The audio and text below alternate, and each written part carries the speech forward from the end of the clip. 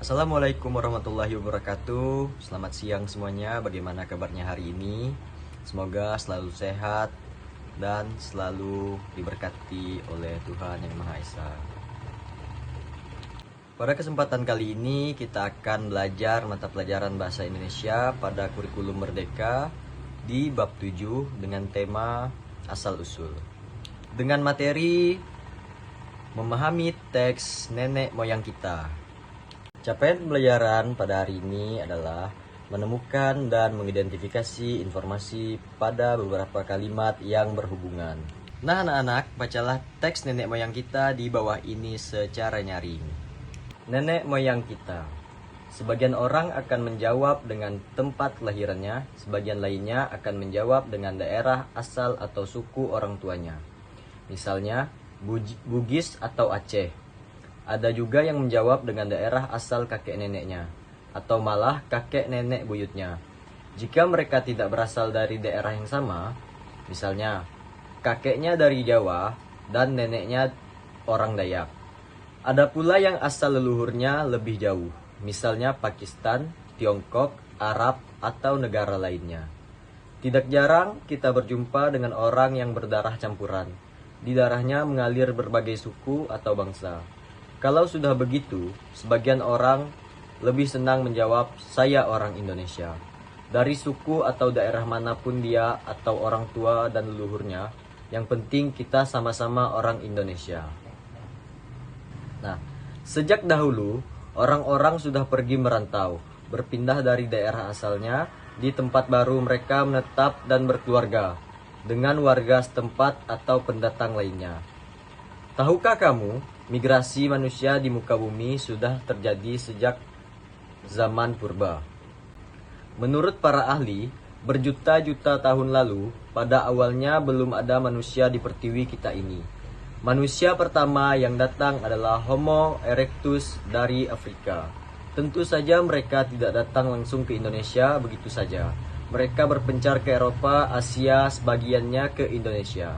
Mereka kemudian beranak pinak dan menyebar ke berbagai daerah. Setelah itu, ada beberapa gelombang kedatangan lagi dalam rentang waktu yang lama. Sejalan dengan berkembangnya peradaban dan kebudayaan manusia, berkembang pula interaksi dan perdagangan antar masyarakat. Oleh karena itu, berdatangan pula orang-orang dari budaya lain ke Nusantara, seperti dari India, Tionghoa, dan Arab. Semua proses migrasi ini berlangsung dalam rentang waktu yang lama. Dari mana kita tahu tentang proses ini? Untuk itu kita harus berterima kasih kepada para ahli yang terus melakukan penelitian mendalam pada ahli meneliti barang-barang peninggalan sejarah dan fosil. Gambar berikut dapat membantu menjelaskan gelombang kedatangan nenek moyang kita dahulu kala. Baik, sekarang memahami bacaan. Setelah membaca teks nenek moyang kita dan memperhatikan gambar dengan seksama, ceritakan hal yang kalian pahami tentang asal-usul nenek moyang kita. Dengan membaca teks nenek moyang kita, kalian belajar untuk menemukan dan mengidentifikasi informasi. Menurut sejarah, nenek moyang bangsa Indonesia berasal dari Yunan, Cina Selatan. Mereka bermigrasi ke berbagai wilayah termasuk Indonesia. Proses kedatangan mereka dibagi dalam dua gelombang. Yang pertama, Proto Melayu, Melayu tua, dan Dutro Melayu, Melayu muda.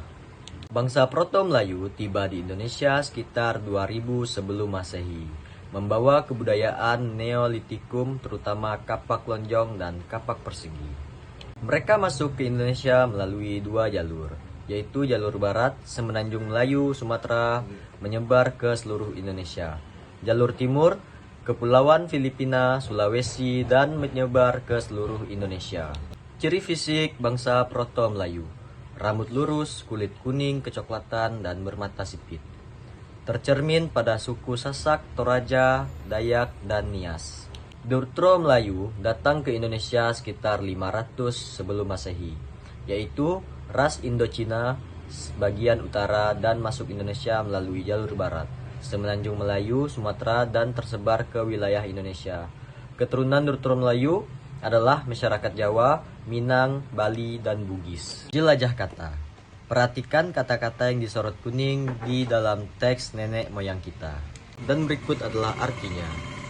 Ada kata buyut yang berarti ibu dari nenek, kemudian leluhur artinya nenek moyang merantau. Artinya berlayar mencari penghidupan dari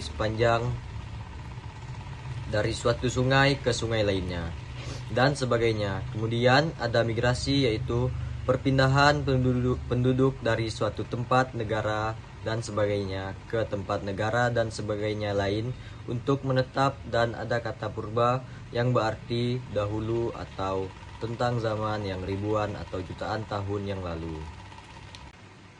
Baik semuanya, sampai di sini kegiatan kita pada hari ini. Sampai jumpa di materi selanjutnya.